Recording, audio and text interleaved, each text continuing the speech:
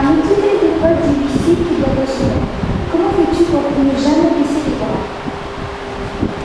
Alors, tu sais, ma fille Océane, parfois, voire même tous les jours, nous rencontrons des difficultés au travail, d'ordre personnel, au niveau de la santé, d'ordre financier.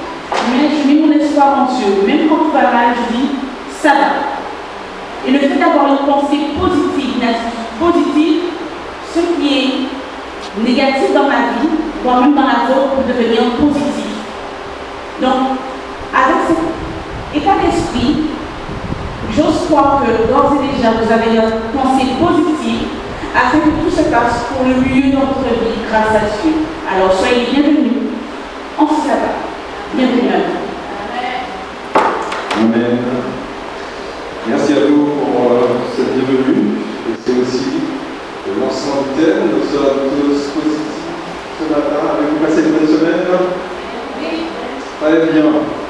Nous vous proposons ce thème ce matin et je vous propose un premier verset. Nous aurons 3 textes ce matin.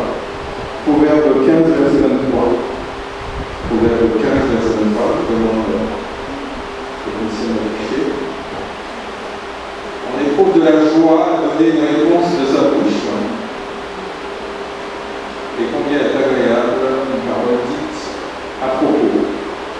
Donc, quel sentiment, n'est-ce pas, qu'on a dans ce verset déjà? Merci de répondre. Le sentiment? La joie. Et dans quel contexte?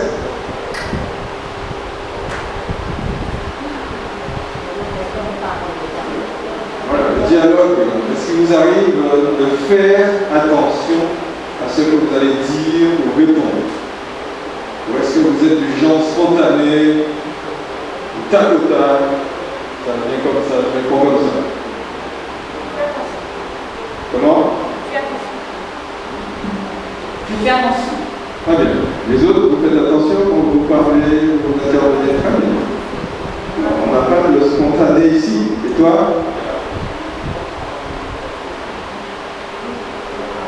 Spontané, mais avec l'expérience de la vie, je réfléchis. D'accord. Très bien. Mais en tout cas, c'est bien d'y penser parce que regardez l'atmosphère que cela dégage autour de vous et combien est agréable une parole dite à propos. C'est très bien. Est-ce que vous connaissez des gens qui sont comme ça, avec qui vous discutez, qui rayonnent, n'est-ce pas, de joie, à vos côtés, en face de vous? C'est très bien d'être en présence de ces gens. Est-ce que vous en connaissez? Oui, ça existe, c'est toujours avec une certaine bienveillance dans la manière de parler, etc. Oui. Et j'ai une question à vous poser. Est-ce que vous aimez Jésus? Et dites pourquoi? Là, c'est une question. On va voir maintenant vos réponses et on verra si vos réponses, n'est-ce pas, dégagent une certaine bienveillance. Et on sera édifié, j'espère. Est-ce que tu aimes Jésus? Oui, parce que m'a aimé le premier. Amen. Est-ce que tu aimes Jésus? Oui, parce que quand je vois tout ce qu'il fait, tout ce qu'il a fait, ce qu'il fait, donc je ne peux que tout Hein? Est-ce que tu aimes Jésus?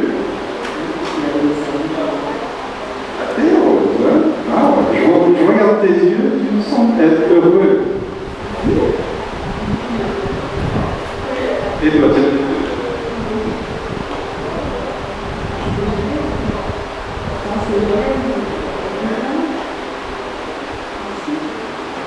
Merci, c'est très édifiant. Parce que, si vous êtes partagé à ceux qui viennent d'arriver, oh, est-ce que tu aimes Jésus? Parce qu'il va sur moi. Très bien, est-ce que tu aimes Jésus? Pourquoi?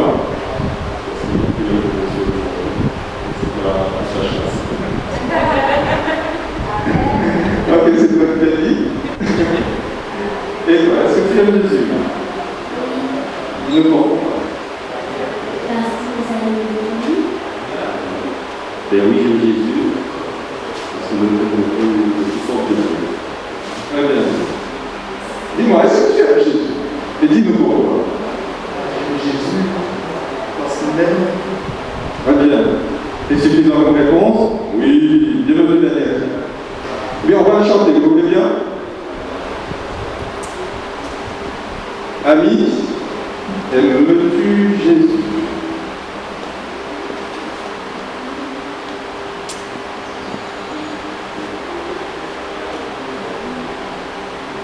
Et on va poser la question en chanson.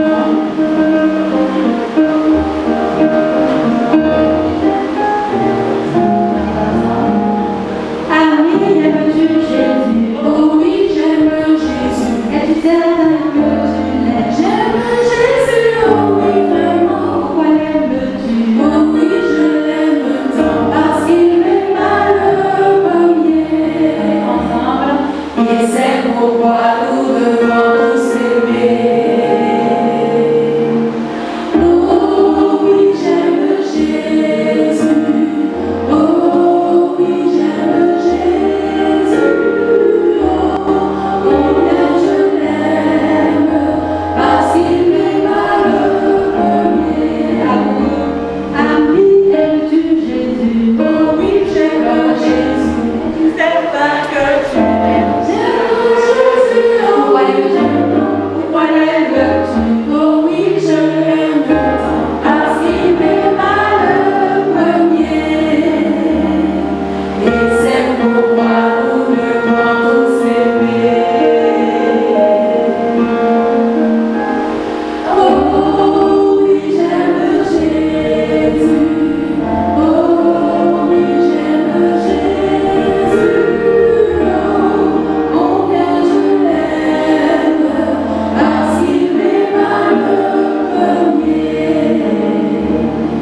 Le prochain texte que je vais demander d'afficher se trouve dans le psaume 118, le verset 24. Psaume 118, le verset 24. Il dit ceci: c'est ici la journée que l'Éternel a faite, qu'elle soit pour nous un sujet d'allégresse et de joie. Effectivement, ce jour de sabbat, nous venons volontairement au pied de notre Seigneur, le louer, l'adorer entre frères et sœurs et amis. Et pour introduire cela, nous avons ce petit refrain que je sais que vous aimez. Il dit: voici le jour que l'Éternel a fait, qu'il soit pour chacun de nous un sujet de joie. Nous avons le chantage. Voici le jour que Dieu a créé,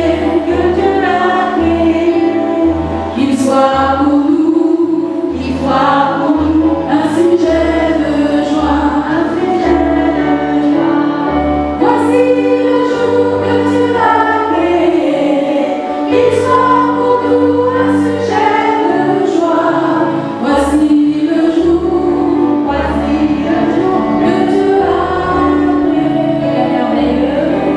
Il est merveilleux de te remercier, Seigneur. Il est merveilleux de te remercier, Seigneur. Chanter les louanges en ton nom, oh Très-Haut.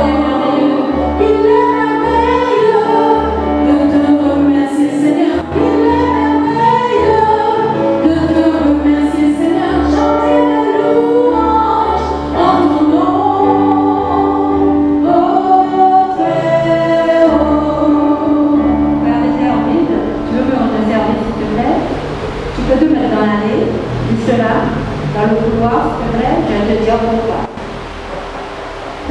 Tu ris déjà, je ne sais même pas pourquoi. Alors tu vas rentrer comme tu as fait tout à l'heure, personne n'a vu puisque tout le monde te donne dos. On va chanter qu'il est merveilleux et montre-moi comment tu rentres dans l'église avec la joie au cœur. On y va ensemble, il est merveilleux. Il est merveilleux de te remercier, Seigneur. Il est merveilleux de te remercier, Seigneur. Chanter tes louanges en ton nom, oh Très-Haut. Il est merveilleux de te remercier, Seigneur. Il est merveilleux de te remercier, Seigneur.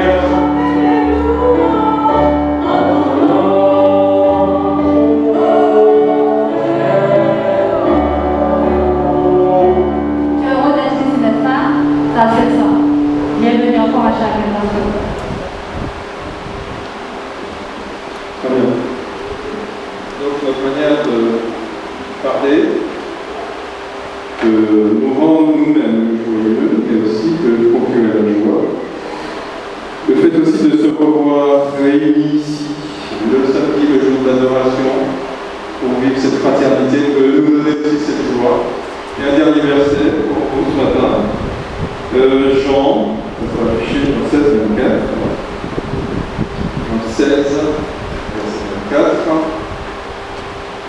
Jean 16, verset 24. Vous pouvez afficher, s'il vous plaît.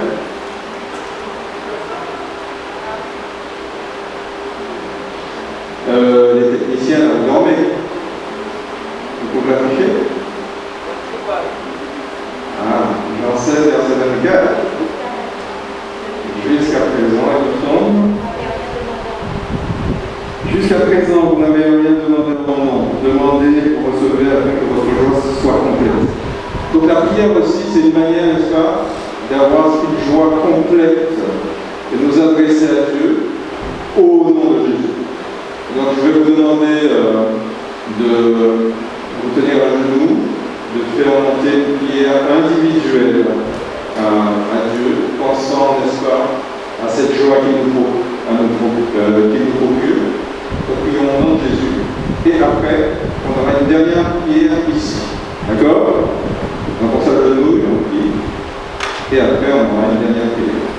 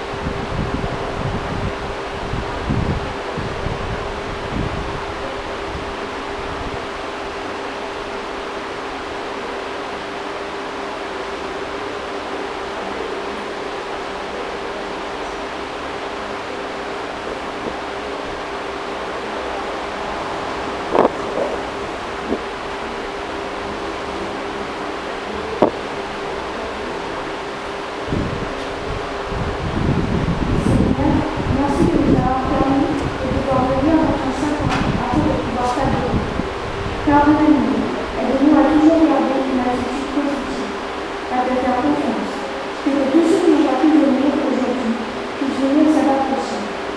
Veuillez protéger et exauce-nous, afin que Jésus Christ ta gloire. Amen.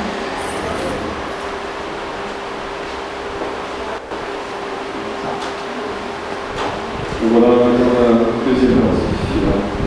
Une dernière partie, le moment de la leçon, on devra échanger, n'est-ce pas, sur l'étude faite durant la semaine. Le titre de la leçon de cette semaine, le sanctuaire de la nouvelle alliance.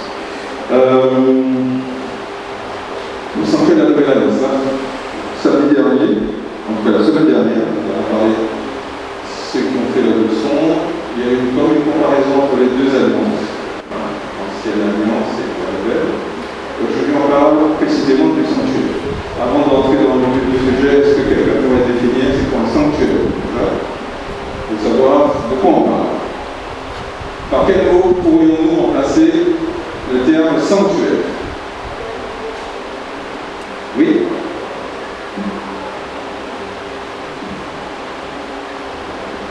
Tout d'abord, je dirais, bonjour à tous.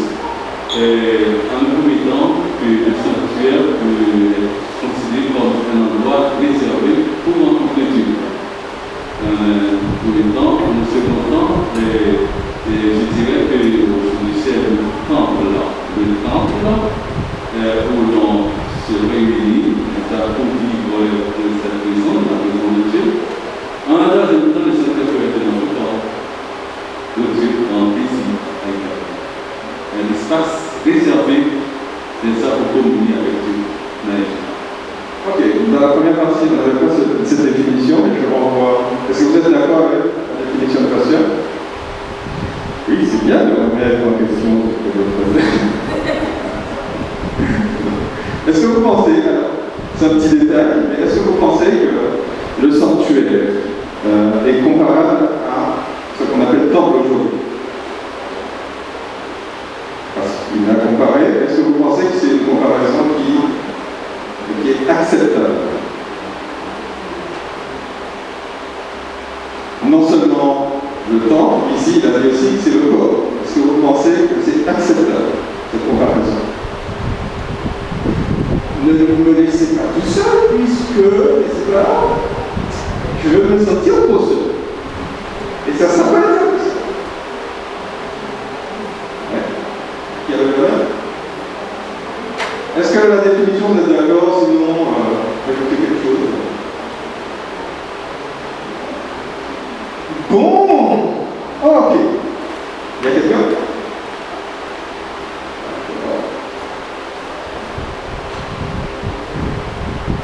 Je disais, on devrait le considérer comme, avec le même respect, avec la même procédure, sauf les sacrifices, bien sûr que Jésus est déjà sacrifié.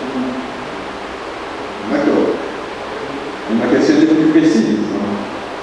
Est-ce qu'on peut considérer le temps, par exemple ici, comme un sanctuaire? Oui, derrière toi. Il faut savoir que le sanctuaire, pourquoi Dieu avait demandé à Moïse et à le sanctuaire. On est arrivé. Dieu ne s'agit pas de la famille de mon frère. Comment? Oui, non, c'est pas pareil. D'accord. C'est pas bon. Bon, après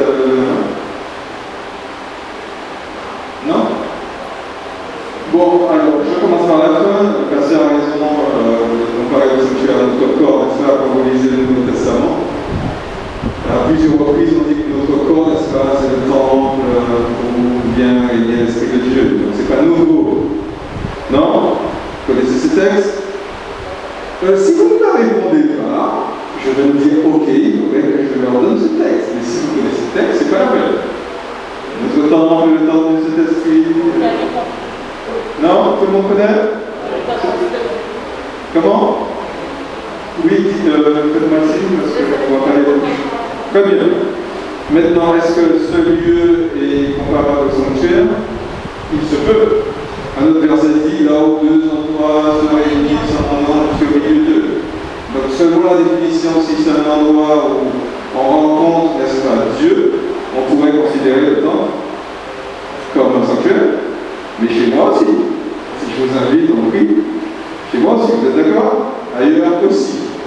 Tout le monde est d'accord? Dès qu'il y a une réunion de fidèles qui offrent un culte à Dieu, c'est considéré comme un sanctuaire. N'oubliez pas, il n'y a pas un lieu spécial comme l'a été, n'est-ce pas, auparavant, le temple de Jérusalem. Jésus dit à la Samaritaine, bientôt, ce lieu ne sera pas, etc., comme le lieu, puisque les nouveaux adorateurs sont ceux qui adorent Dieu en esprit et en vérité. D'accord? Et c'est ce qui est arrivé d'ailleurs en 70, le temple fut détruit. Donc finalement, le pasteur a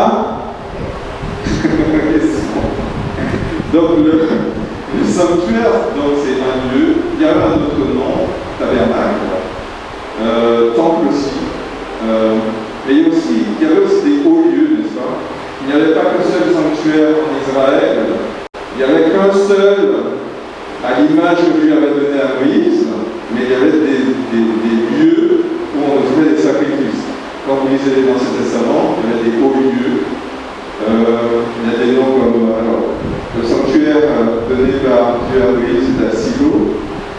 Il y a Bethel, Sichem. Il y a plein d'endroits dans la Bible où ils avaient des endroits où ils offraient, n'est-ce pas, des sacrifices. Si vous lisez l'histoire de Samuel, lorsque Saül est venu vers lui, Saül l'a rejoint dans un haut lieu où chaque année on offrait des sacrifices, etc. Et c'est depuis Josias, le roi, c'est lui qui a éradiqué tous les autels parce que, n'est-ce pas, les Israélites offraient d'autres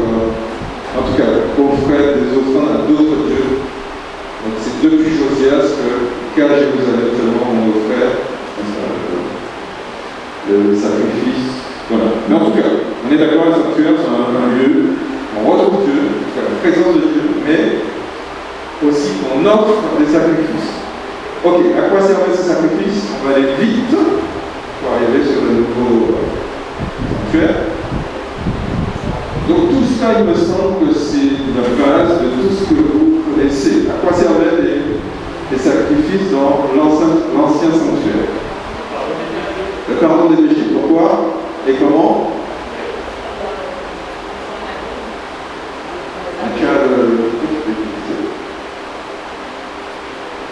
Le pardon des péchés du peuple, quand je suis en agneau, sans action. Voilà. Donc il y avait une substitution, celui qui était pécheur, ça venait transférer, si vous voulez, son péché sur un animal qui n'avait pas péché. Cet animal était tué. Le sang était transféré dans le lieu très saint, durant toute la vie. Vous voyez?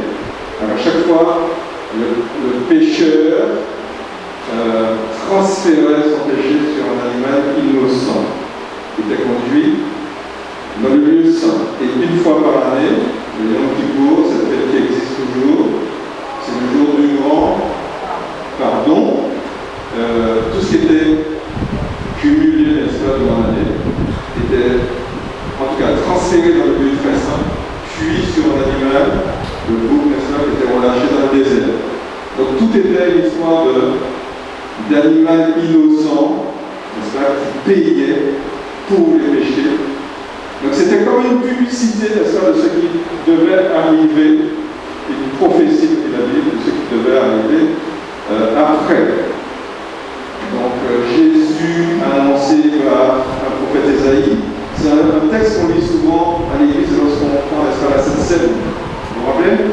Lorsqu'on prend la Sainte Seine, on dit « était immolé pour nous, comme une brebis menée ». Non? Vous connaissez ces textes? C'était Ésaïe 53 qui nous dit, qui prophétisait du fait que Jésus allait venir et même mourir pour nous. Donc Jésus, brebis innocente, mourant pour nous. Donc il y a un transfert de notre péché vers lui. Et il nous donne en fait, n'est-ce pas, comme les agneaux qu'on tuait dans l'Ancien Testament, Jésus, n'est-ce pas, vient mourir pour nous. Ok? Ça, c'est dans la Nouvelle Alliance. Donc, je vais vous. Le texte qui est affiché nous donne une indication, toujours dans le 624. Jusqu'à présent, vous m'avez rien demandé dans mon nom. Pourquoi jusqu'à présent, d'après vous? D'après ce qu'on vient de dire, est-ce que ça fait sens pour vous? Jusqu'à présent, vous m'avez rien demandé dans mon nom. Demandez pour ce ça va. Est-ce que vous avez une explication par rapport au terme jusqu'à présent? Est-ce que ça fait sens pour vous?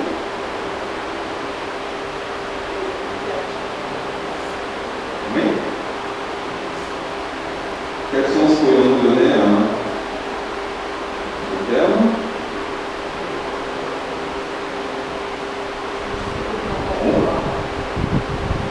Oui?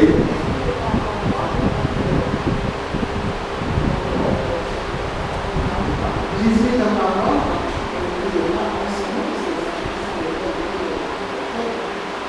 Exactement. Donc c'est ce qu'on vient de dire. Donc voilà, on va donner une nouvelle caractéristique de la Nouvelle Alliance. Les Juifs, tout le monde priait Dieu. Ils ne passaient pas par Jésus. Et voilà quand même une nouvelle caractéristique, une nouvelle manière de prier. Et Jésus l'annonce à ses disciples juste avant sa mort, en Jean 16. Jusqu'à présent, vous n'avez rien demandé dans mon nom. Donc depuis là, n'est-ce pas, on prie au nom de Jésus. Avant, ce n'était pas le cas. Vous comprenez bien? Ce n'était pas moi. Il y a quelque chose qui s'est passé, à savoir, dans le sanctuaire, c'était quoi? Le voile est déchiré du haut vers le bas. Et qu'est-ce que ça signifierait? Qu'est-ce que ça signifie? Entendez-moi?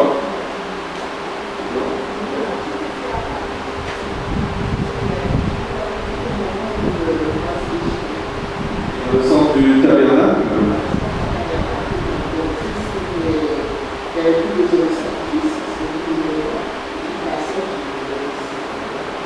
Très bien, donc on passait dans, en fait, la pub, la prophétie s'appliquait, donc les rituels du tabernacle sont devenus caducs, puisque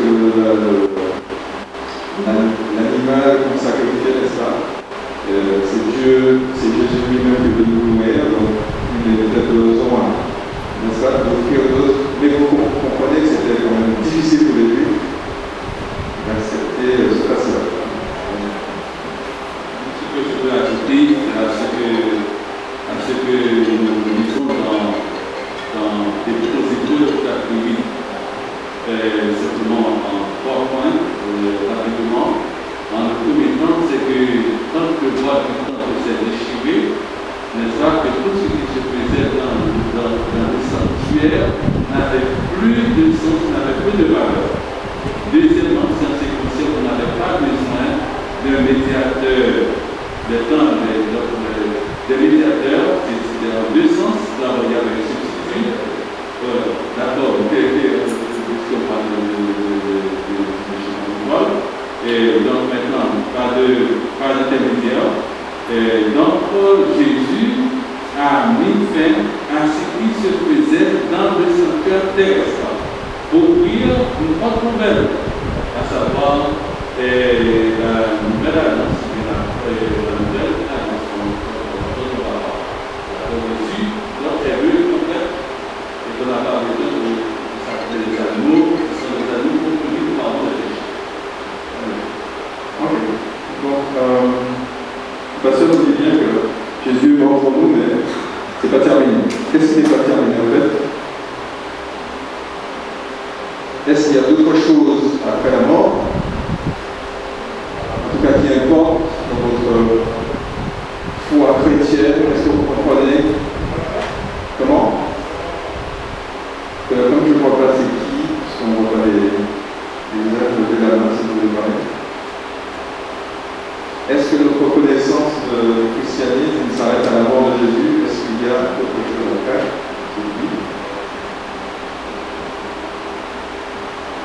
Le processus de la sanctification.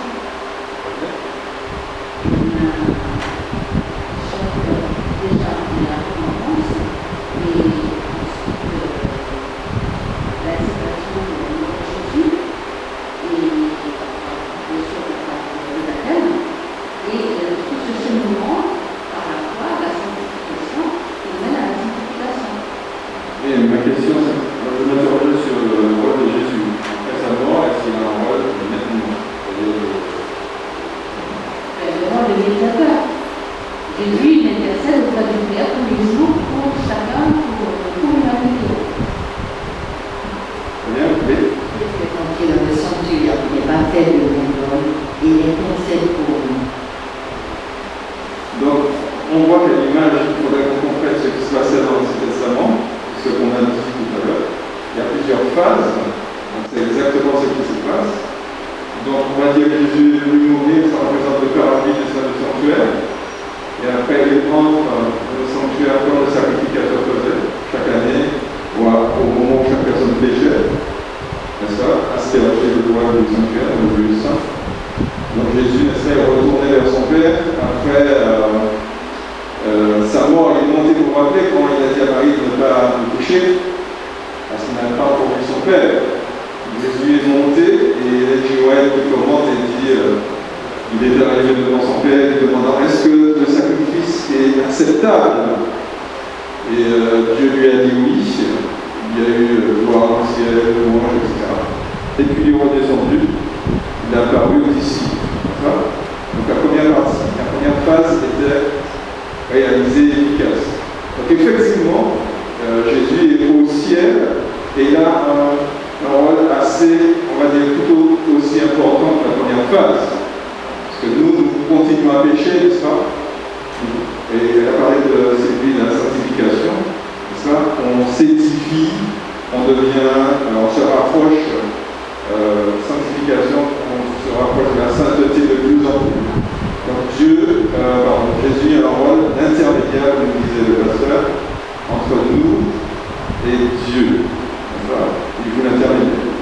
Et je vous invite à lire l'Hébreux 10, on va commenter. 3 minutes. Oui. Comment? Oui. Hébreux 8, le verset 6. Okay. Dans Hébreux 8, verset 6, maintenant il a procuré le ministère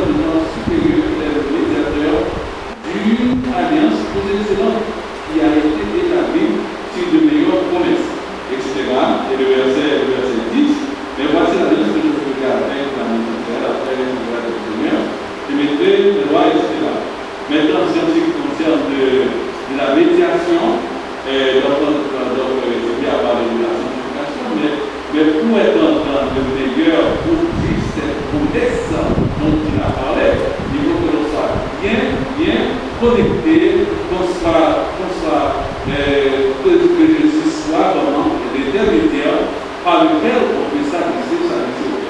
Donc, il faut dire la question. Donc, la pensée, c'est D'accord. Tu as répondu, mais je ne sais pas. C'était quoi la question? Donc, je ne sais pas si tu as répondu à la question. Non, c'est pas une question. Nous, comme par exemple, à l'INCO, D'accord. la voudrais savoir si c'était la leçon. Oui, c'est bien. Bon, est-ce que tu es satisfait de sa réponse? Bon, ok. Et pour 10, voilà, je vous propose juste de commenter. C'est bien de relire et de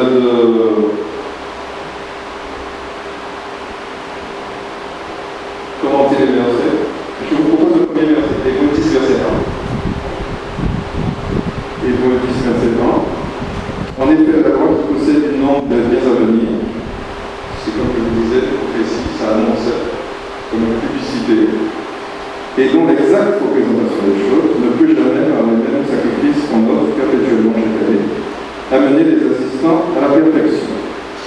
Donc, ce premier verset nous dit que tous les rituels et de fait ne pourraient, n'est-ce pas, amener à la sainteté, à la perfection des Juifs dans le temps, sinon le sacrifice de Jésus lui-même. Vous êtes tous d'accord? Donc c'est pour ça qu'il y a une nouvelle alliance. En tout cas, on pourrait dire une alliance renouvelée. D'accord? Je vous propose le verset 5. C'est pourquoi Christ, entrant dans le monde, dit: tu n'as voulu ni sacrifice ni offrande, mais tu m'as formé un corps. Qu'est-ce que ça signifie? Tu m'as formé un corps. Ne cherchez pas la complication, c'est tout simple. Essayez bien de lire et de commenter les versets. On est d'accord que les sacrifices d'animaux ne pouvaient pas pardonner les péchés. C'était annonciateur, c'était un guide annonciateur qui annonçait la venue de Jésus sur terre. Et quand le verset 5 dit que tu m'as formé un corps, il faut savoir que nous avons tous que Jésus, il n'a pas existé que sur terre.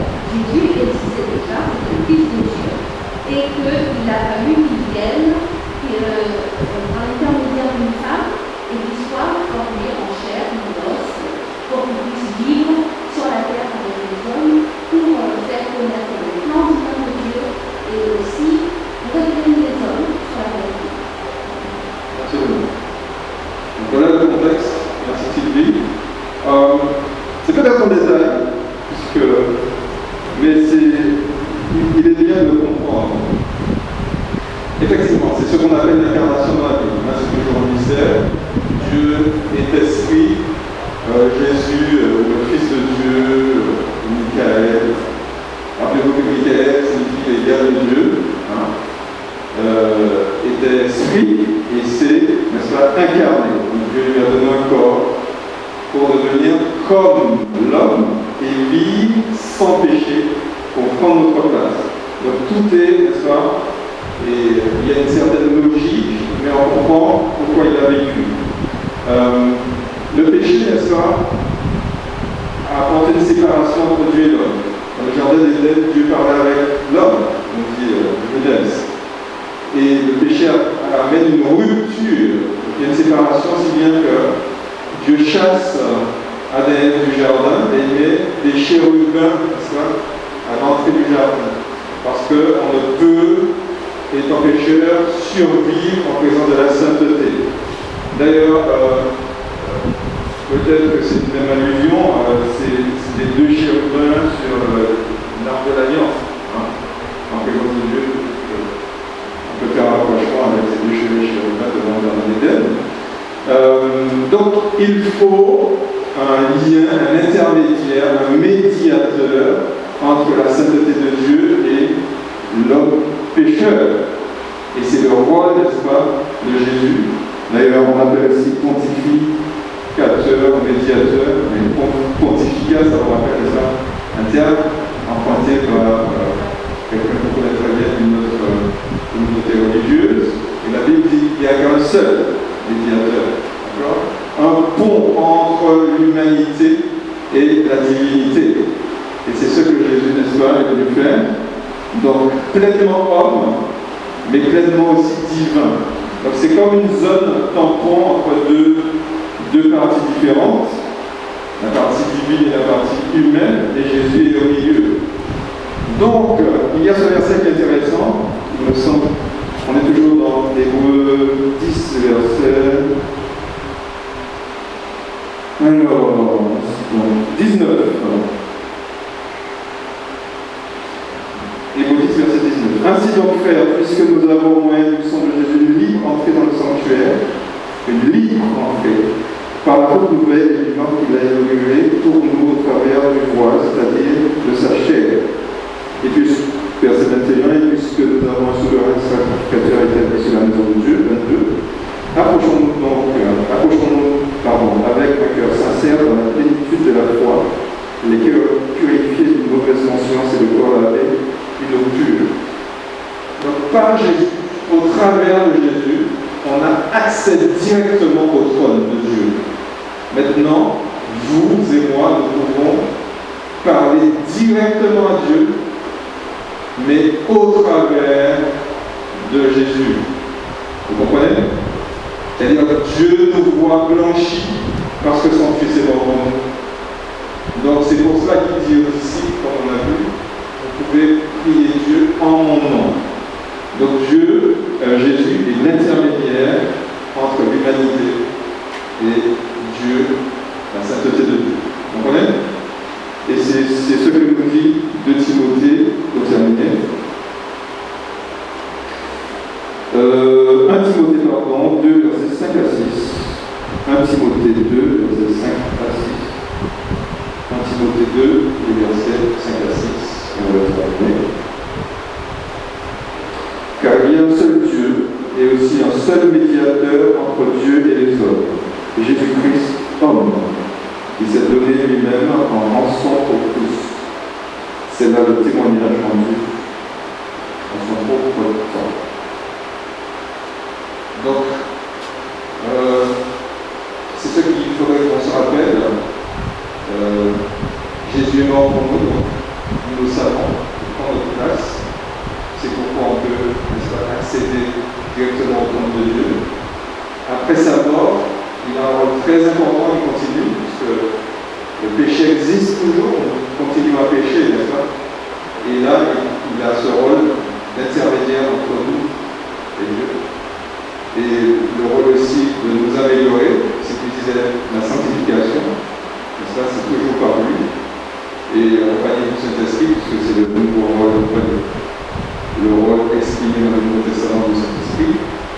Et puis, la dernière phase, une fois par année, le sacrificateur entrait dans le lieu très saint et on ressortait. C'est cette dernière phase, n'est-ce pas, qui reste avant le retour de Jésus. Donc nous sommes plus près de son retour que on était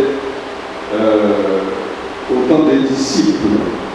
Donc comprenons que maintenant, Jésus n'est pas en vacances, il est en train de se travailler pour nous. On va laisser notre tête. Notre Père, merci de nous apprendre que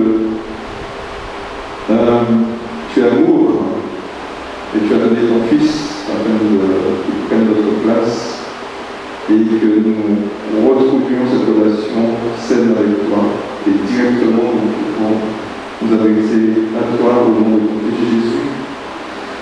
Permets-nous de comprendre notre état, d'ouvrir notre cœur dans cet esprit qui inscrit tes paroles d'amour en nous et nous à avoir une vie de piété conséquente et attendre ton retour dans l'espérance du salut. Permets-nous de nous améliorer en toi. Chaque jour, nous pensons à tous ceux qui ne sont pas là, veuillez les protéger de tout. Nous voulons que tu sois avec nous pour le reste de ce sabbat, en tant que ton Fils à nous. Nous allons poursuivre avec les annonces, puis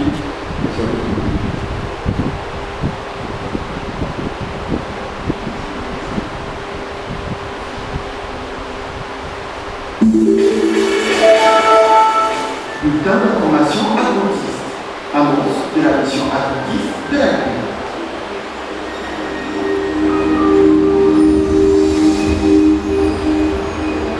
Administration. Nous remercions le Seigneur qui nous permet de reprendre la célébration du culte à partir de ce sabbat 12 juin. Plus que jamais, mobilisons-nous dans la lutte pour la transmission du Covid-19 en appliquant strictement le protocole sanitaire en vigueur dans nos églises. Notamment, le port du masque est obligatoire pour les personnes de plus de 11 ans. La durée des services est limitée à 1h30 au maximum. Ne dépasse pas la jauge, c'est-à-dire le nombre de personnes autorisées dans la salle, et si nécessaire, organisez 2 ou 3 services. Mettez un registre à l'entrée de chaque repas complété, avec nom, prénom et numéro de téléphone. En cas de problème, on pourra identifier toutes les personnes de contact afin de faire une meilleure prévention. Cette liste sera conservée au moins 15 jours. Évitez les regroupements aux abords après le service. Restez à la maison si vous présentez un des symptômes du Covid-19. Dans ce cas, vous pouvez suivre un culte en direct sur YouTube Église Adventiste Salem et sur RJB le samedi à 9h. De plus, nous sommes tous invités à participer à la discussion de l'étude de la semaine sur RJB le vendredi soir de 20h à 21h, à l'étude du livre des actes et des croyances fondamentales du christianisme sur RJB le dimanche de 17h30 à 19h, à la réunion de prière du mercredi à 19h sur Zoom.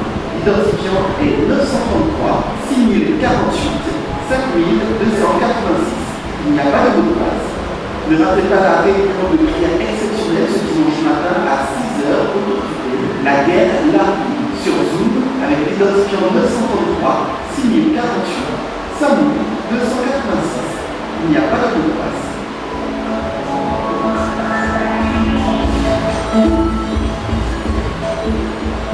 Ministère de la Femme. Les responsables du ministère de la Femme sont conviés à un moment de prière et d'échange pour les premiers dimanches du mois à 6h. L'identifiant et le mot de passe seront communiqués sur le groupe WhatsApp du ministère de la Femme. Ce samedi 12 juin 2021 sera la journée campagne du ministère de la Femme et pour cette occasion, l'Union a organisé un programme sur YouTube. Selon l'assouplissement des restrictions en vigueur, nous aurons des programmes spéciaux dans les différentes communautés. Que le Seigneur nous aide à en bénéficier pleinement.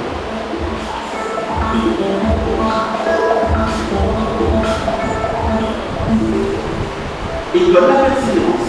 L'école La Persévérance de Saint-Laurent recrute pour l'année scolaire 2021-2022 3 enseignants ou enseignantes. Ces personnes doivent être titulaires du Master 1 au minimum. Pour toute acte de candidature, envoyez votre CV par mail à école.la-persévérance@one.fr ou par courrier au 46 rue Simon, BP 14 97 393 Saint-Laurent du Maroni. Pour toute demande d'information, contactez le 05 94 34 15 12.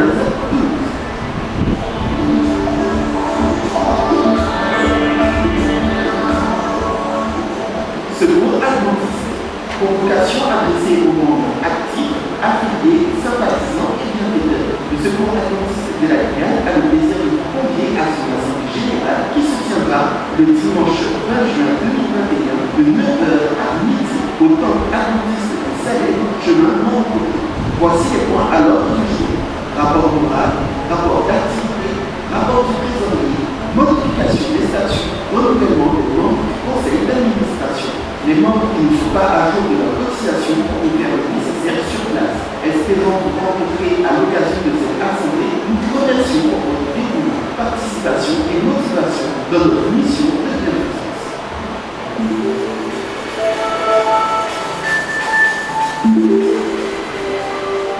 Gestion chrétienne de la vie. Le sabbat 19 juin sera la journée de la gestion chrétienne de la vie. Le thème est les intendants de la fin des temps. Faites des plans pour participer pleinement au programme. Ce sera tout pour les annonces de la mission adventiste de la Guyane. Nous voilà donc à la fin de notre bulletin d'information. Merci de nous avoir écoutés. La radio de la République souhaite comme ça.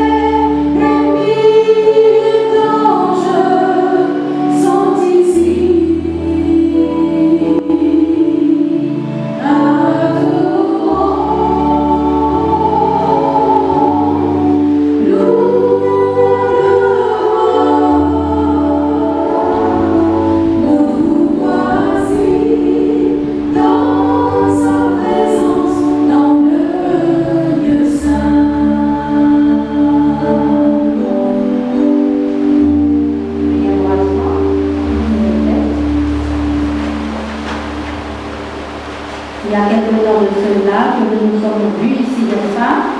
Et nous remercions notre Seigneur de nous permettre de ouvrir ces lieux afin que nous puissions adorer ensemble avec vous, frères et sœurs, et nos amis. Bien sûr, comme vous le savez, nous sommes toujours heureux de nous rencontrer ici. Alors, lorsque nous demandons aux enfants de l'école du sabbat, ou même à l'école de la référence, aux tout petits, lorsque nous leur demandons de proposer un petit chant, ils proposent toujours les mêmes deux petits chants. Philippe, tu te rappelles? Les petites dames maternelles, quand on leur demande de proposer un petit chant. Ce sont les petits chants pour lesquels on utilise nos mains. Ça vous dit rien? On va prendre les petites mains, oui, ou encore joie, joie, mon cœur est plein de joie. Ce qui est amusant lorsqu'on chante ces petits chants, c'est qu'on voit les enfants le font avec tout leur cœur. Et ils sont vraiment contents de chanter ces petits refrains pour Jésus. Ce matin, je vais vous demander de faire un petit exercice. C'est de vous mettre à la place d'un enfant qui chante pour son Dieu. On va donc utiliser vos petites mains et chanter de tout notre cœur. Mireille, tu es préparée? On va le faire.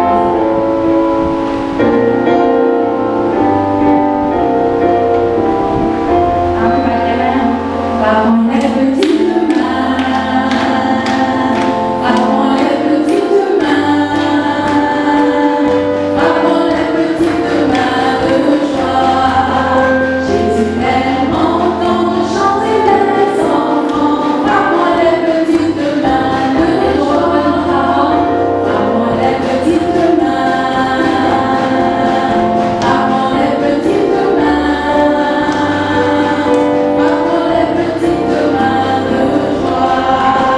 Jésus aime entendre chanter les enfants, frappant les petites mains de joie. Mon cœur est plein de joie. On y va. Joie, joie, mon cœur est plein de joie. Joie, joie, mon cœur est plein de joie. Jésus vit à jamais. En moi, mon cœur chante plein de joie. Allez, la deuxième fois, on dit ça. Joie, joie, mon cœur est dans la joie. Joie, joie, mon cœur est dans la joie. Jésus, mon roi, est plein de joie. Et voilà pourquoi mon cœur est dans la joie. La la la la la la la la la la la la la. Joie, joie.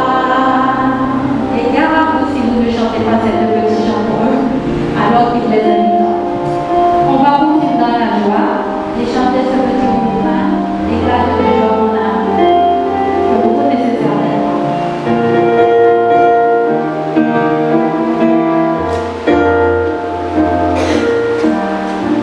Éclate de joie, oh mon âme, déborde de joie, oh mon cœur. La présence du Seigneur est la source du bonheur. Éclate, déborde de joie, oh mon. Éclate de joie, oh mon âme, déborde de joie, oh mon cœur. La présence du Seigneur est la source du bonheur. Éclate, déborde de joie, oh mon cœur. Le chant suivant nous rappelle que même si nous avons Jésus dans notre cœur, autour de nous, il doit être la tempête. Parce que bien sûr, l'ennemi n'aime pas avoir les enfants de Dieu dans la joie. Mais la Bible nous dit aussi de rien craindre. Vous vous rappelez les disciples dans le bateau, alors que la tempête les environnait, et Jésus dormait tranquillement, et quand il s'est réveillé, il leur a rappelé qu'il était avec eux. Est-ce que vous connaissez ce petit refrain qui vous rappelle de ne pas craindre la tempête et de rester tranquille? Il y a des gens qui le connaissent? Chantal? Chantal seul? Oui, moi aussi. Donc, tous ceux qui connaissent, voilà, vous allez vous aider à le chanter.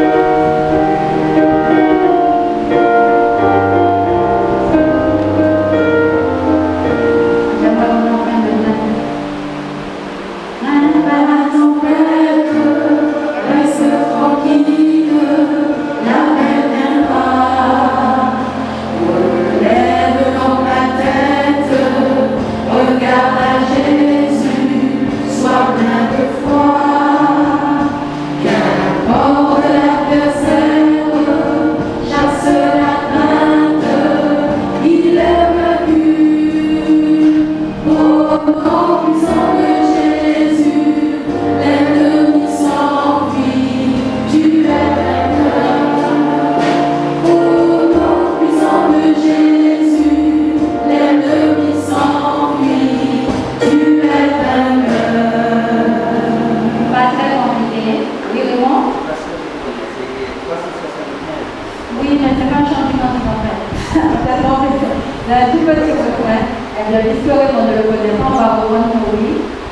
la mélodie va de raison.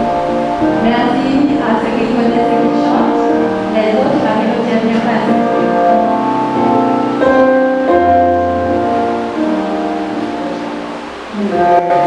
La tempête reste tranquille, la paix viendra.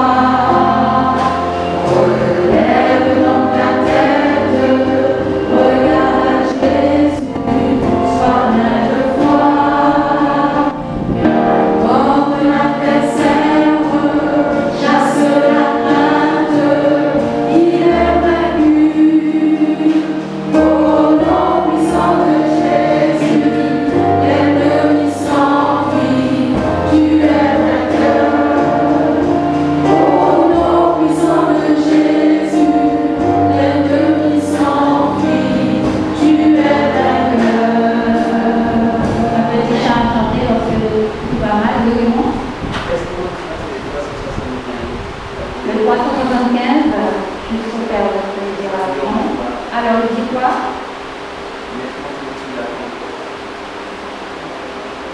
On va faire la première fois.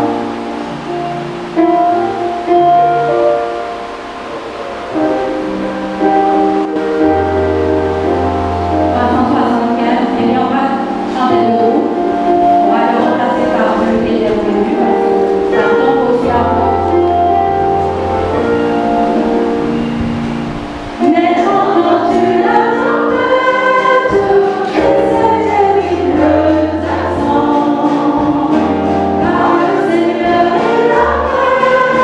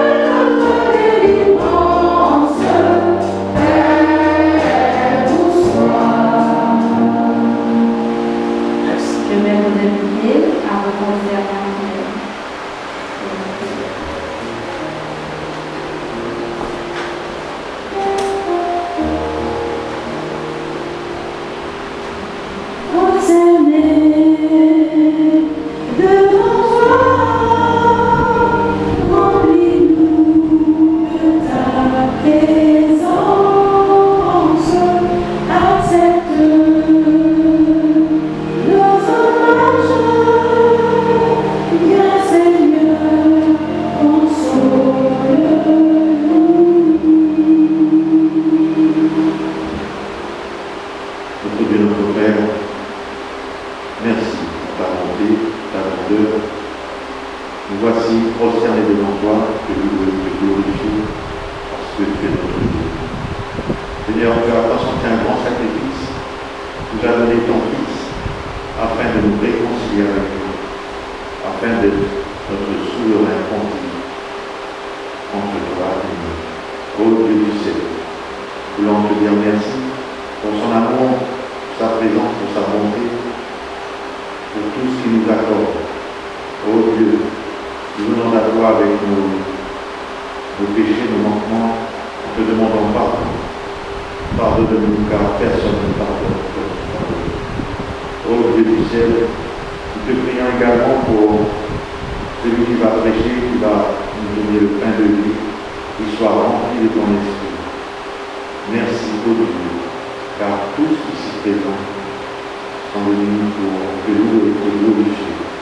Et afin que tu puisses les remplir de ton esprit, parce que nous avons tous des problèmes, des difficultés, des joies et des peines, mais aussi la joie de te servir, et de te louer et de te glorifier. Au Dieu du ciel, nous avons pensé pour tous ceux qui sont en difficulté, tous ceux qui sont en souffrance, les malades, les découragés, tous ceux qui ne peuvent pas se mouvoir, penser pour les personnes âgées qui sont en difficulté.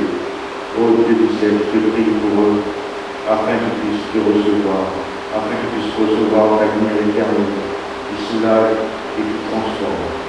Au Dieu du ciel, nous avons apporté nos dîmes et nos offrandes, permet que nous puissions donner avec joie, avec beaucoup de gratitude. Merci, ô Dieu, pour ta présence et ta bonté.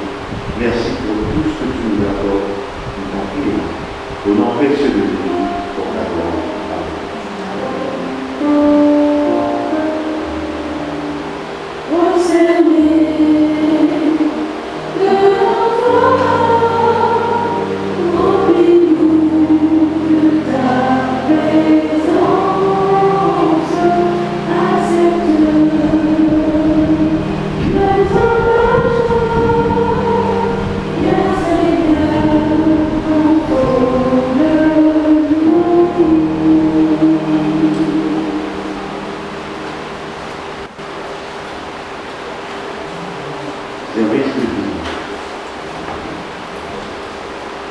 Notre Père Céleste n'a pas tracé le plan du système de vie pour s'enrichir lui-même, mais afin d'accorder aux hommes une grande bénédiction, il a vu que ce plan était exactement ce dont l'homme avait besoin. Les actes à ce moment-là, Thank you.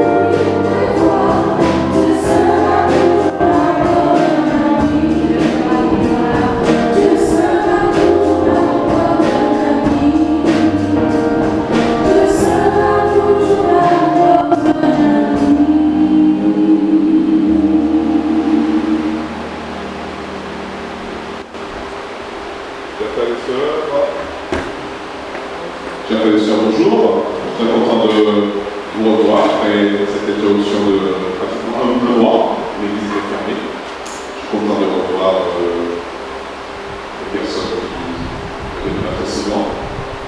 Ça m'a fait chaud au cœur que je suis monté et que j'ai vu Daniel et Chantal. Voilà, bienvenue à vous. Ok, puis à tous les autres également, n'est-ce pas? Alors la dernière fois où nous étions réunis, nous avions entamé une série de réflexions sur le thème du bien-être, le temps merveilleux de Dieu pour notre bien-être. Bon, alors nous avons été interrompus pendant 4 semaines et aujourd'hui j'aimerais partager avec vous un autre sujet. D'accord? Est-ce que quelqu'un pourrait me dire c'était quoi le dernier sujet? Question de réactiver un petit peu la mémoire de la rafraîchir pour ceux qui n'étaient pas là. Alors, c'était quoi le sujet qu'on avait vu il y a un mois? Vous aviez tout le temps pour le réviser. Ah ouais, donc vous n'êtes pas fait aux examens. Vous savez, là c'est la période des examens. Là, vous seriez chaud. Alors, le dernier sujet c'était environné par l'amour, n'est-ce pas? Et dans cette réflexion, on avait considéré que la création de Dieu, de notre environnement, était un acte d'amour de la part de Dieu et que tous ces éléments qu'il a créés avant de créer l'homme contribuent à son bonheur, à son épanouissement, mais à sa santé, à son bien-être intégral. Et en particulier, on avait considéré donc, 3 aspects, donc c'était le soleil, l'air et l'eau. Voilà. Donc, aujourd'hui, on voit notre thème qui s'intitule Vivre dans la joie et l'optimisme. Vivre dans la joie et l'optimisme. Comment cultiver cette joie et cet esprit optimiste. Alors, pour commencer, donc, juste je partage avec vous cette lecture sur un article que j'ai découvert dans le magazine Les Échos sur Internet, qui est assez récent, il date de mars 2021. Et il met en évidence ce qu'on appelle le paradoxe français lié au bonheur. D'accord? C'est intitulé donc, à la recherche du bonheur perdu des Français.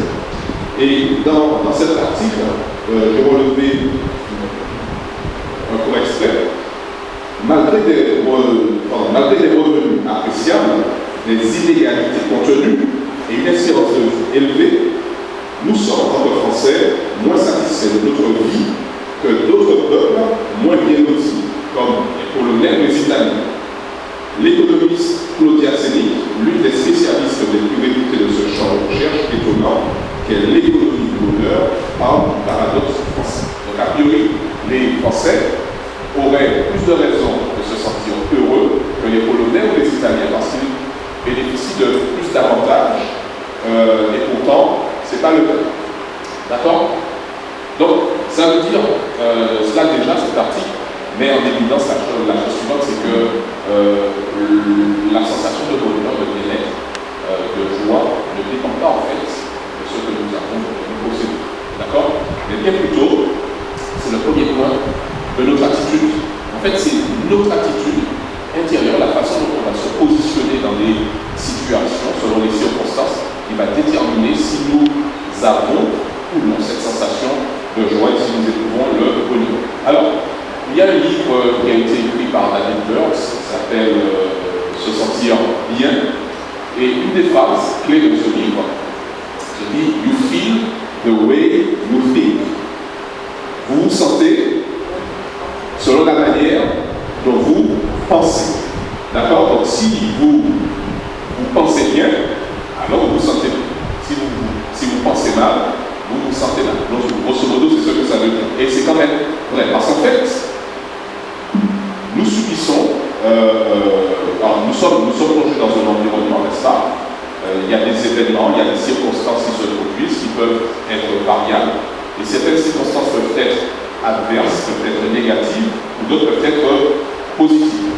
Et trop souvent, nous avons l'impression qu'en fait, notre sensation de bonheur, de joie, va dépendre des circonstances ou des événements que nous avons. Par exemple, si je vous dis que demain matin sur votre compte, je vais vous déposer un chèque de 1 million d'euros, très certainement votre cœur il va commencer à battre un peu plus fort, vous allez vous sentir bien parce que vous allez dire, ah, ça vous sent bien.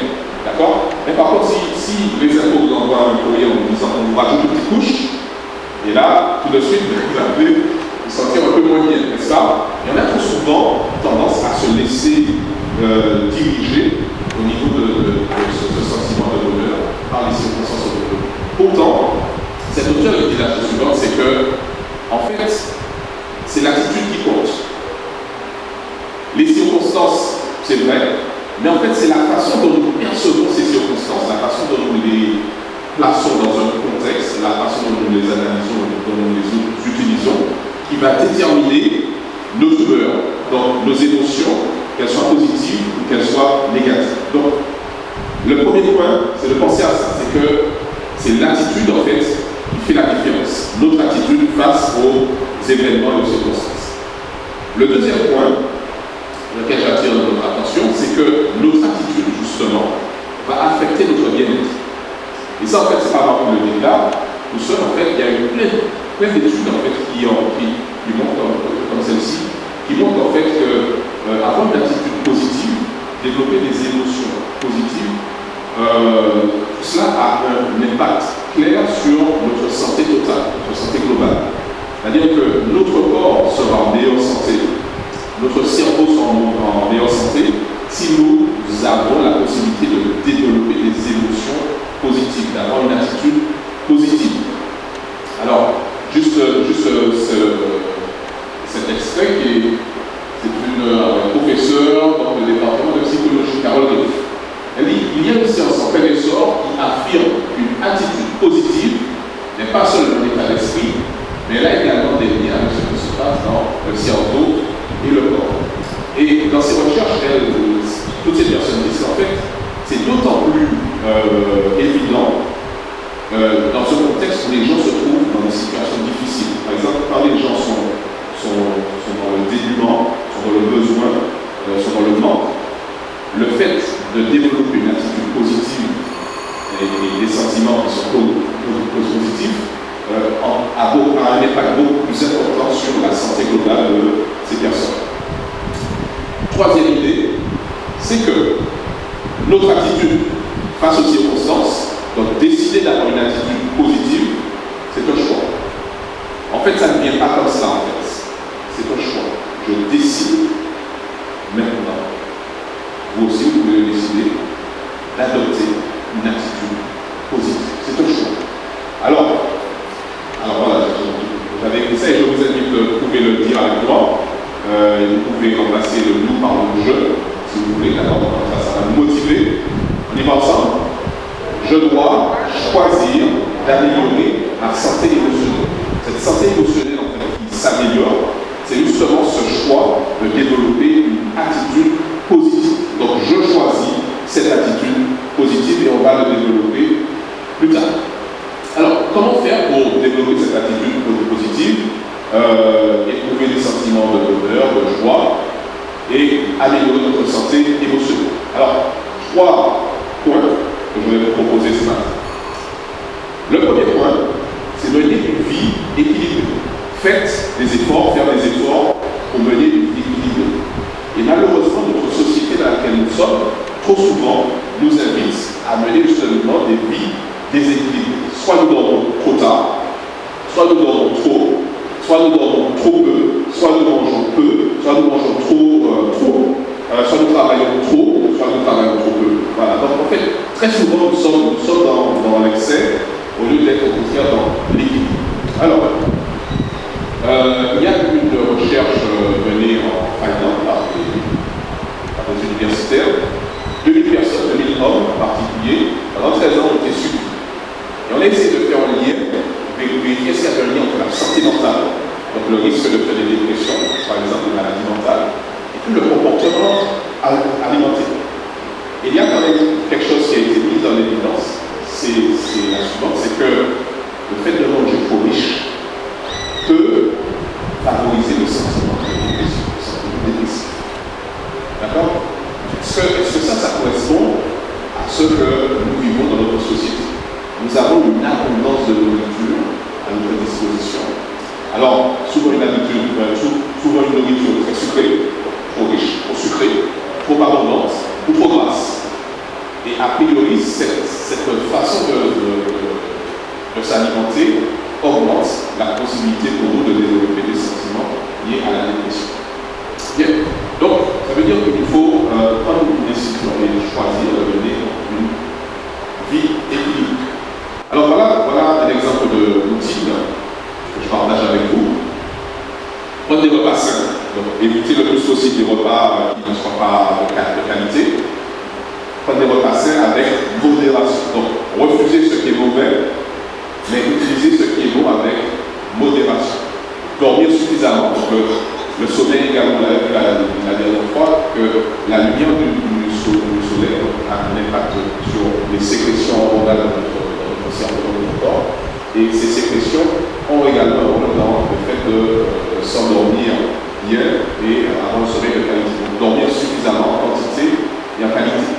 Ensuite, pratiquer de l'exercice physique. Ce sont des évidences, mais il faut les redire.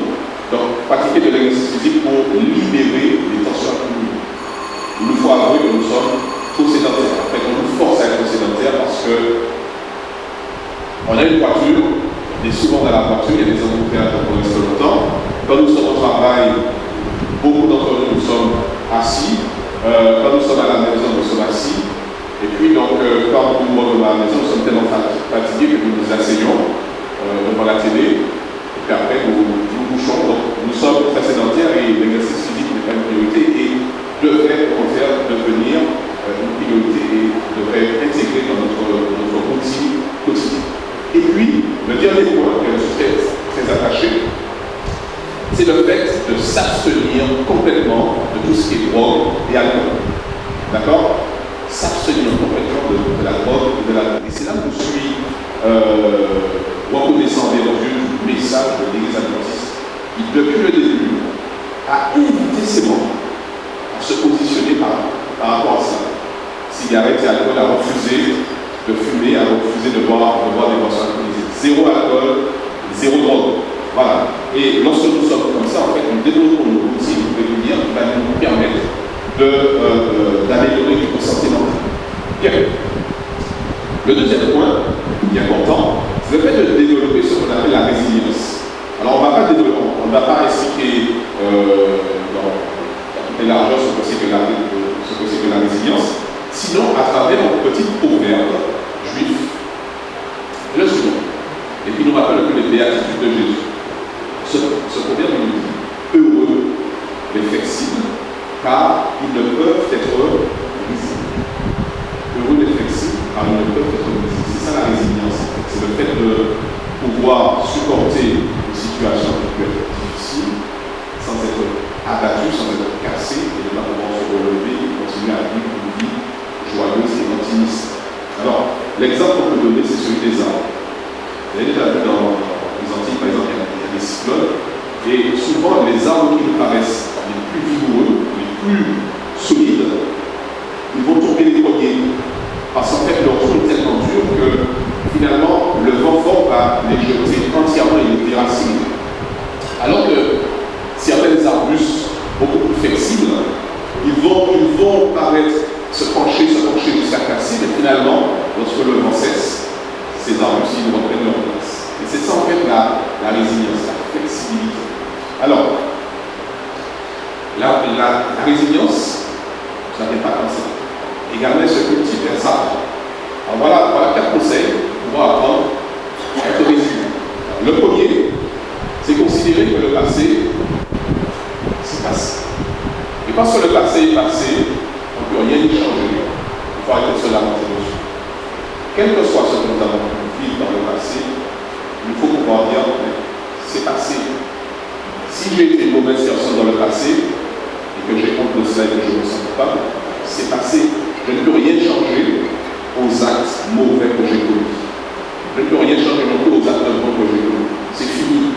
Et nous devons accepter de couper avec notre passé.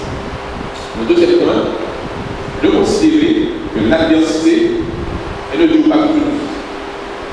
Elle prend fin. L'adversité, donc les choses qui nous semblent négatives, adverses, contraires à notre épanouissement, elles s'achèvent, elles finissent à un moment. Et donc nous devons être dans cette espérance, dans cette attente que ça va finir, ce n'est pas pour tout le temps. Donc, ne pas se lamenter sur le passé et considérer que l'adversité n'est pas pour tout le temps. Ensuite, ne pas généraliser. On a trop souvent tendance à se dire, mais tiens, quand on a fait de mauvaises rencontres, on a été déçu par certaines personnes. Mais très souvent on se dit, oui, mais ça veut dire que tout le monde est comme ça, et donc systématiquement on va engager de nouvelles relations sur le schéma des mauvaises relations qu'on a pu avoir. Tout ne se reproduit pas exactement de la même manière. Tout n'est pas négatif. Si j'ai échoué aujourd'hui dans une tâche, ça ne veut pas dire que je vais échouer tout le temps dans cette tâche ou échouer tout le temps. D'accord? Donc ne pas généraliser.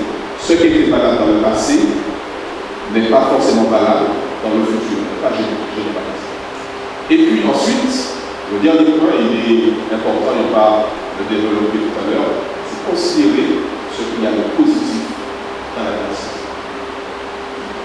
Quand quelque chose de négatif, de contraire nous arrive, parfois on a tendance à dire que bon, il n'y a rien de bon. Et finalement, quand on change de perspective, on peut toujours trouver quelque chose de positif à travers une adversité. D'accord? Donc, considérer ce qu'il y a de positif dans l'adversité. C'est bon? Donc voilà les 4 points. On va développer cela, donc il manque le troisième point que je vais proposer. On va développer le 4e point de tout à l'heure, donc considérer qu'il y a quelque chose de positif dans l'adversité tout à l'heure avec quelques exemples. Le 3e point, c'est s'exprimer de façon appropriée. Alors, il y a une sagesse proverbe amérindienne, donc les Amérindiens du nord de l'Amérique. Ils disent qu'en chacun de nous, il y a 2 loups. En chacun de nous, quelle que soit la personne, il y a 2 loups. Il y a 2 loups qui se combattent, qui s'affrontent. Alors, quels sont ces 2 loups?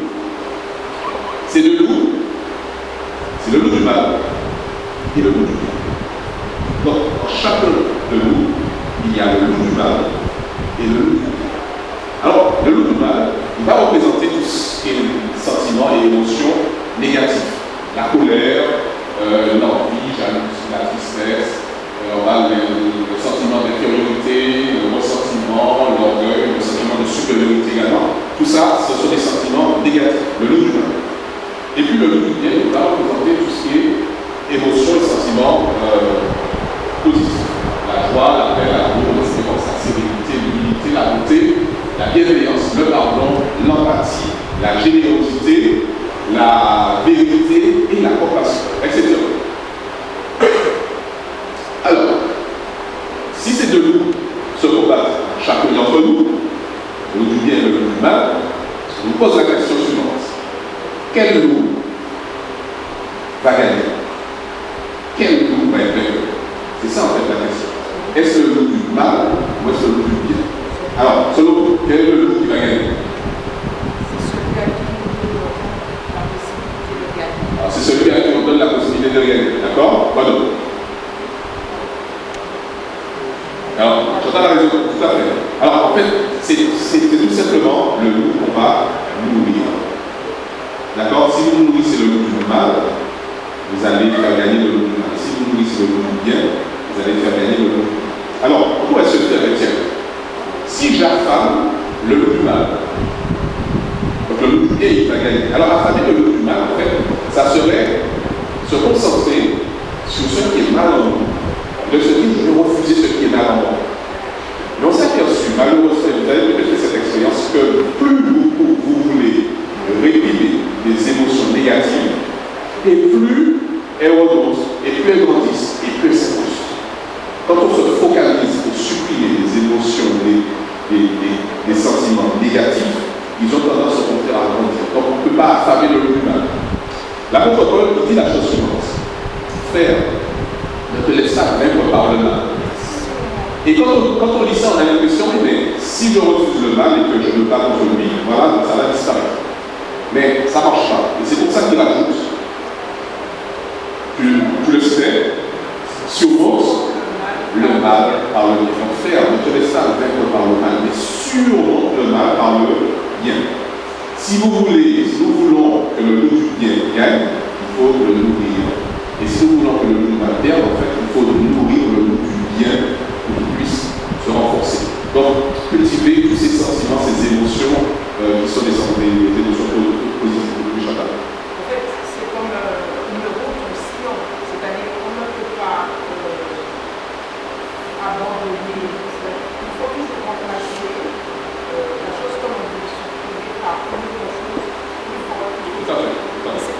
choix. Tout à fait. Ce choix, c'est avec Dieu, de nous-mêmes, si nous essayons. Alors, donc je reprends exactement ce qu'on dit, un choix. Donc Chantal elle parle de choix, donc le choix dans l'attitude. Donc je choisis de nourrir le goût du bien. Et elle précise également que remplacer, alors pour faire disparaître une chose, en fait il faut la remplacer par une autre. D'accord? Voilà, donc surmonter le mal en produisant le bien. Dans ça que chose. D'accord. Par Jésus, tu précises, et c'est ce que nous allons développer dans un instant. Bien. Alors, on va développer à travers l'exemple de l'apôtre Paul. L'apôtre Paul, c'est quelqu'un, vous connaissez l'exemple de l'apôtre Paul, la vie de l'apôtre Paul, il a souffert, il a affronté des situations difficiles, il a vécu des choses qui auraient brisé beaucoup d'entre nous en tant que chrétiens, en tant qu'humains tout simplement. L'apôtre Paul, il a été sur des bateaux, il a fait naufrage. Il a été piqué par une vipère mortelle. Il s'est trouvé dans des situations d'adversité avec d'autres personnes, même avec ses proches. Il a abandonné ce qu'il avait, etc. Donc il a énormément souffert. Pourtant, l'apôtre Paul, il insiste dans plusieurs de ses textes, notamment dans l'Épître aux Philippiens. Il nous dit la chose suivante en tant que chrétien: réjouissez-vous dans le Seigneur. Il dit réjouissez-vous de temps à autre, le 1er janvier, puis le 2 janvier, on peut être triste. Toujours. Alors, toujours, ça veut dire, quelle que soit la situation, l'événement, quel que soit l'endroit et le temps, on se trouve. Réjouissez-vous toujours. Et il insiste en disant, je le répète, ça veut dire c'est obligatoire. Réjouissez-vous. Comment l'apôtre Paul a pu être capable de dire cela et de vivre ça? Vous savez, lorsque l'apôtre Paul il écrit ça, il est en prison, dans la dernière partie de sa vie. De cette prison, en fait, il ne va pas en ressortir, il va être mis à l'âme. Pourtant, alors qu'il le sait, il écrit l'Épître aux Philippiens, et dans l'Épître aux Philippiens, vous avez des perles qui peuvent nous redonner la joie. Alors, qu'est-ce qu'il a comme secret là? Et quel est son secret? En fait, il avait 3 secrets que je vous propose de développer là. Le premier secret, c'était que l'apôtre Paul était rempli de gratitude parce qu'il savait, car il savait que le corps du Christ était très sage. L'apôtre Paul est rempli de gratitude, donc de sentiment de gratitude, de remerciement, de sentiment positif, donc le lot du bien, parce qu'il savait que le plan de Christ était très sage. En fait, était le plus sage. Ça veut dire que, quel que soit ce que Jésus fait, c'est toujours bon. Et lui, il était persuadé d'être inclus dans le plan de Christ. Et quel que soit ce qui se produisait dans sa vie, cela rentrait dans le plan de Christ qui était toujours le plan le meilleur. C'est pour ça en fait que l'apôtre Paul, il pouvait choisir de développer cette attitude positive. Alors, il dit dans Philippiens 1, verset 12, je veux que vous sachiez faire que les choses qui me sont arrivées, donc il est en prison, rappelez-vous, il est en prison à Rome, et de cette prison il n'en sortira pas, que les choses qui me sont arrivées se sont produites pour l'avancement de l'évangile. Je vous ai dit tout à l'heure, le 4e point, toujours trouver quelque chose de positif dans quelque chose de négatif qui doit nous arriver. Alors, l'apôtre Paul, il dit que le fait d'être en prison, c'est bien, c'est pas mal. Et pourquoi est-ce qu'il dit que c'est pas mal? Parce que l'apôtre Paul, dans sa prison, va pouvoir toucher des personnes qu'il n'aurait jamais pu toucher s'il n'était pas rentré en prison. Il va toucher des personnes qui sont dans le palais impérial. En fait, ce sont des personnes qui n'approchent pas lui. Pourquoi? Parce que les soldats qui sont en train de le garder reçoivent de sa part le message de l'évangile. Et ces soldats, ils vont partager avec les autres soldats. Et il dit dans le chapitre que finalement, tout le palais impérial, toute la garde impériale connaît l'évangile. Il n'aurait jamais pu réaliser cela s'il n'était pas rentré en prison. L'apôtre Paul dit que cela, ça s'est produit pour que le plan de Christ puisse se manifester au maximum de sa sagesse. Et puis il dit ensuite aux Éphésiens, mais finalement, lorsque les choses vous arrivent, ne vous inquiétez de rien. Mais en toute chose, priez, suppliez Dieu, faites-lui connaître vos besoins, et puis j'ai mis en jeu avec quoi? Des actions de grâce. Et en bas, alors ça c'est dans Philippiens 4, pardon, verset 6, c'est dans Éphésiens 5, verset 20, il dit rendez continuellement grâce pour toutes choses. Rendez continuellement grâce à Dieu. Remerciez Dieu, quelle que soit la situation dans laquelle vous êtes. Alors il ne dit pas de remercier Dieu pour les choses mauvaises qui vous arrivent. Parce qu'en fait, Dieu n'étant pas l'auteur des choses mauvaises qui vous arrivent, pas remercier Dieu de nous ouvrir le mal, n'est-ce pas? Il ne dit pas ça. Par contre, il dit remercier Dieu en toutes choses. Alors, j'explique à travers cet exemple qui est celui de Matthew Henry. Matthew Henry, c'est un érudit théologien, mais il est dictionnaire des commentaires bibliques. Et c'est un homme de foi. Alors, un jour, Matthew Henry, il sort d'une réunion d'évangélisation, il se fait adresser et il se fait voler son sac, dans lequel il y a de l'argent. Et Matthew Henry, il va parler quelque temps plus tard de cet événement et il va écrire ce que c'est. Alors, Matthew Henry, il subit dans cette agression, ce vol, c'est un événement qui est négatif. Pourtant, quand il en parle, regardez, il met un sentiment positif, il choisit. D'accord? Donc c'est l'attitude du compte, et non pas les circonstances. Donc je choisis, moi, d'être toujours reconnaissant, d'être toujours dans cette attitude positive. J'ai tellement de raisons d'être reconnaissant. La première raison, je suis reconnaissant que Dieu a opéré un tel changement dans mon cœur que j'ai été celui qui était volé et non pas celui qui a volé. Ah bien, vous avez vu ça? Voyez un peu l'attitude de monsieur.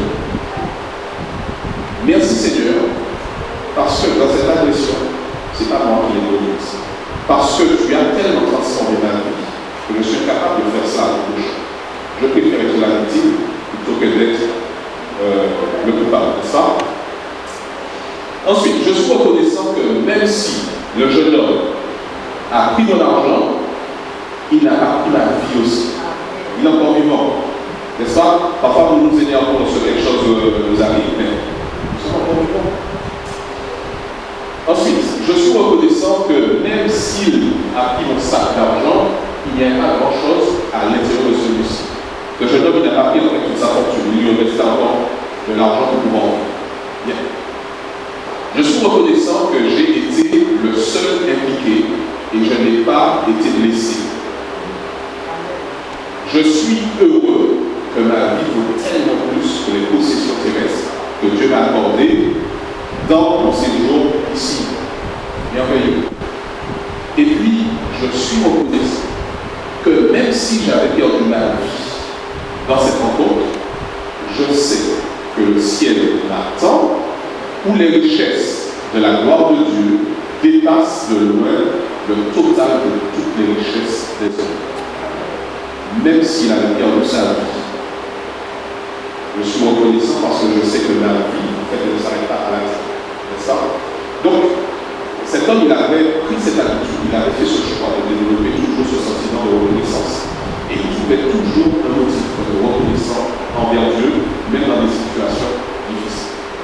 Alors, le deuxième secret de l'apôtre Paul, c'est qu'il était rempli de courage parce qu'il savait que la toute-puissance de Christ le soutenait.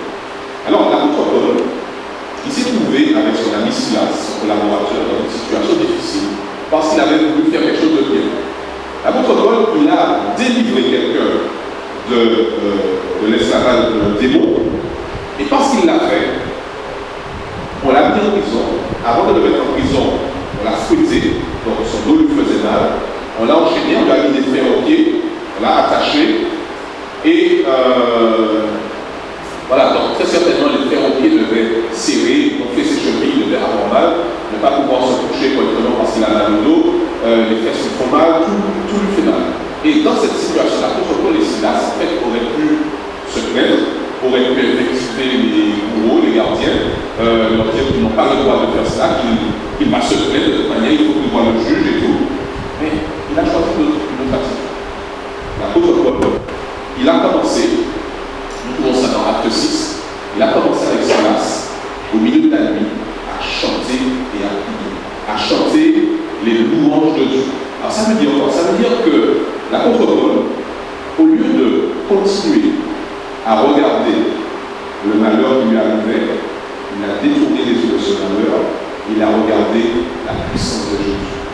il a commencé à dire des choses bonnes sur Jésus, sur Dieu, qu'il est grand, qu'il est merveilleux, qu'il est amour. Il a chanté les louanges de Dieu, il a prié.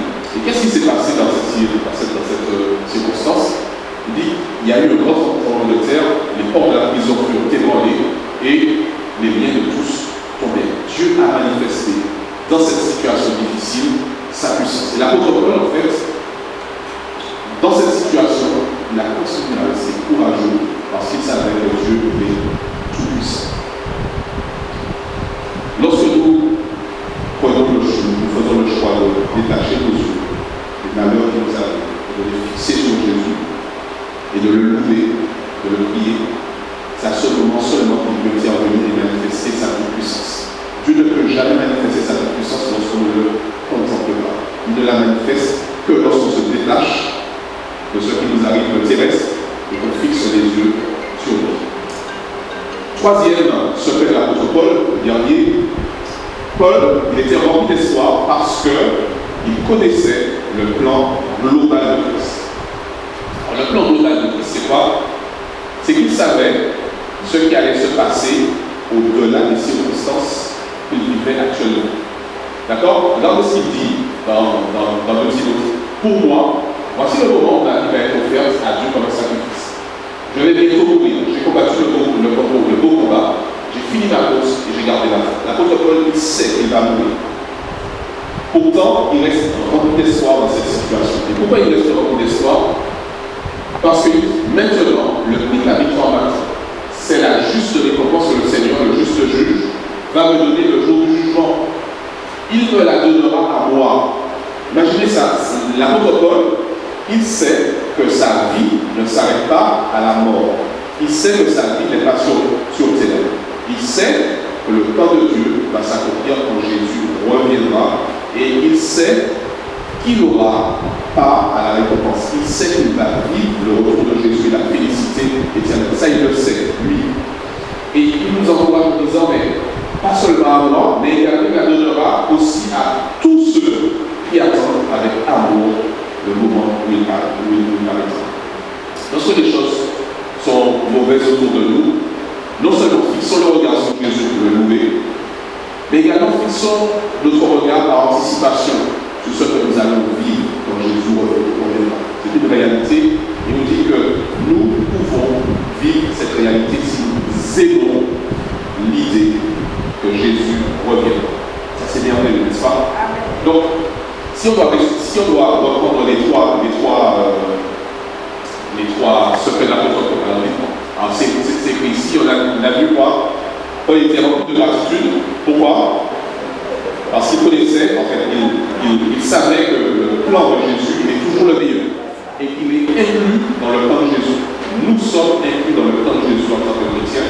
Le plan de Jésus est toujours le meilleur. Quel que soit ce qui nous arrive, doit pouvoir être pour nous l'affirmation que Dieu nous mène par ce chemin, parce que son plan est le meilleur. Le deuxième secret, Paul, rempli de courage, parce qu'il savait que la toute-puissance de Christ le soutenait. Non seulement le soutenait, il pouvait le délivrer des chaînes, mais pouvait également le soutenir pour pouvoir traverser l'épreuve qui allait le conduire jusqu'à sa mort. La toute-puissance de Christ est à notre disposition pour nous délivrer, si c'est le plan de Dieu, ou alors nous soutenir dans l'épreuve, si son plan est que nous traversions l'épreuve et que nous y restions physiquement, n'est-ce pas? Et puis le troisième secret, c'est que Paul, il avait l'espoir, il fixait son regard sur l'au-delà, parce qu'il savait que le plan de Dieu ne s'arrêtait pas à nos vies terrestres banales, mais en fait, il allait s'accomplir dans l'univers tout entier lorsque Christ reviendra. Voilà les trois secrets de l'apôtre Paul. Et pour terminer, dernier exemple, c'est celui d'une femme qui s'appelle Hélène. Hélène, elle était une petite fille au départ de cette histoire. Une enfant, 8 ans, brillante, vive, intelligente, et réussie en classe. Et ses parents font tout leur espoir sur son avenir. Ils savent que Hélène ne deviendra quelqu'un d'important parce qu'elle est brillante, elle est sociale. Et puis un jour, une de ses camarades lui lance une pierre, et cette pierre atterrit sur son visage, lui casse le nez, lui casse le visage. Hélène, elle tombe dans le coma pendant 3 semaines. On ne sait pas si elle va vivre ou si elle va mourir. Et quand elle sort de ce combat, elle ne sera plus jamais là. Sa mémoire sera défaillante. Sa capacité de concentration sera rendue pratiquement à nul. Elle va avoir du mal à lire. Le simple fait de commencer à regarder une page l'étourdit et donc elle ne peut pas lire, elle ne peut pas apprendre, elle ne peut plus aller à l'école. Elle est souvent malade, elle ne peut pas vraiment. Voilà. Même son père, elle dit, son père qui était là présent quand ça s'est passé, quand il arrive et qu'il la voit, son père a du mal à la reconnaître, tellement elle est définie. Et quelques années plus tard, Hélène, qu'est-ce qu'elle fait? Elle raconte un petit peu à propos de cette histoire. Elle dit, tous les traits de mon visage seraient changés. L'idée d'être affligée toute ma vie par une telle infortune m'était insupportable. La possibilité d'être heureuse semblait m'échapper à jamais. Je ne voulais plus vivre, mais je n'osais pas mourir parce que je n'étais pas prête. Et si vous arrivez peut-être aujourd'hui de ressentir qu'il vous est insupportable de vivre actuellement parce que vous êtes tellement submergé par les difficultés, la vie vous donne des coups, vous maltraite, et que vous auriez préféré mourir, vous n'avez pas de courage. Hélène, elle est passée par cette situation. Mais quelques années plus tard, 50 ans plus tard, quand Hélène elle revient sur le lieu où ça s'est passé, elle écrit après les quelques mots qui suivent. Elle dit: ce malheur, qui pendant longtemps m'a semblé si terrible et si difficile à supporter, s'est avéré être une bénédiction. Elle a survécu, et 50 ans plus tard, elle dit: ça a été une bénédiction. Alors pourquoi? Le coup le coup cruel qui a terni pour moi les joies de la terre m'a conduite à tourner les yeux vers le ciel. Je pourrais n'avoir jamais connu Jésus si la souffrance qui a assommé les premières années ne m'avait conduite à chercher auprès de lui le réconfort. N'est-ce pas? Merveilleux. Elle est passée de l'état de dépression, elle voulait mourir, à un état d'optimisme, de joie, d'espérance. Pourquoi? Parce qu'elle a considéré finalement les choses avec un esprit positif. Elle a choisi d'avoir cette attitude positive en fixant les yeux sur ce que représentait cette difficulté, la difficulté qui lui a permis de rencontrer Jésus. Et pour terminer cette histoire, elle nous raconte l'histoire de l'oiseau en cage. Alors, cette histoire, en fait, c'est celle de l'homme qui veut apprendre à son oiseau à chanter. Vous avez ici en Nouvelle, on a un oiseau à chanter. Donc, on leur met de la musique et normalement l'oiseau doit répéter cette musique. Mais cet oiseau, il refusait d'apprendre la musique et il n'apprenait pas. Et cet homme, il a l'idée de plonger l'oiseau dans une obscurité totale. Il a recouvert la cage avec un drap épais et suffisamment sombre, et l'oiseau est resté plusieurs semaines dans cette obscurité totale. Et pendant qu'il était là, l'homme lui passait cette musique. Quelques semaines après, l'homme a enlevé cette couverture et l'oiseau s'est retrouvé à la lumière. Et là, l'oiseau, il a commencé à chanter exactement la mélodie qu'il avait entendue. Et Hélène, elle dit la chose suivante. Elle dit qu'en fait, cet oiseau, c'est nous. C'est ainsi que Dieu agit avec ses créatures. Il veut nous enseigner un chant. Et lorsque nous l'avons appris dans les ténèbres de l'affliction, nous pouvons continuer à le chanter ensuite. Si aujourd'hui tu passes par une période difficile, apprends le chant de la louange, de la confiance et de l'espoir, parce que c'est celui que Jésus veut t'apprendre. Ensuite, tu pourras le chanter. Tu pourras le chanter parce que tu auras découvert à travers Jésus celui qui est capable de te guider, même dans ces situations difficiles. Et cette Hélène, bien sûr, vous avez reconnu son nom est écrit Hélène White. Hélène White, en fait, fait partie des deux femmes les plus productives, donc les écrivaines les plus productives de notre terre. Deux femmes ont écrit autant. Hélène White, qui a écrit des livres pour les chrétiens, des livres pour encourager, des livres pour stimuler. Souvent dans ses écrits, on retrouve pratiquement une avance d'une centaine d'années sur son époque. D'accord? Lorsque par exemple elle dit que certaines nourritures ne sont pas bonnes, maintenant on commence à dire ben oui, c'est vrai. D'accord? Et la deuxième femme qui a écrit le plus, en fait, qui a écrit pratiquement autant qu'elle, qu'elle, c'est une femme qui a écrit cette fois-ci pour l'anniversaire. C'est une sorcière. Elle a écrit beaucoup. Et c'est ces deux femmes-là, en fait, elles ont marqué notre. D'accord? Ellen White, qui est passée donc de cette situation difficile et qui est passée à la lumière et qui a pris ce champ de l'amour de Dieu et qui l'a transmis à ses sœurs. Et nous aussi, nous sommes capables de développer cette attitude positive qui est un choix de vie. Nous devons choisir de développer une attitude positive. Et je vais vous inviter, pour terminer, à vous engager à travers cette phase. Je vous invite à vous mettre debout. Si vous le voulez, si vous ne voulez pas vous engager, ne vous mettez pas debout. Voilà. Et là, je vous incite à vous mettre debout parce que vous ne voulez pas qu'on dise que vous ne pouvez pas vous engager. Mais je suppose que vous voulez vraiment vous engager. Alors, nous allons nous engager en disant cette phrase très fort avec beaucoup de conviction. Je choisis d'entrer dans le plan de Dieu en cultivant une attitude optimiste, en m'appuyant sur ses promesses. Encore une fois, je choisis d'entrer une attitude positive en m'appuyant sur ses promesses. Amen. Voilà, je vous invite à rester debout. Nous allons chanter le soir du dernier chant pour terminer. Voilà. Le 527, la première et la présentation.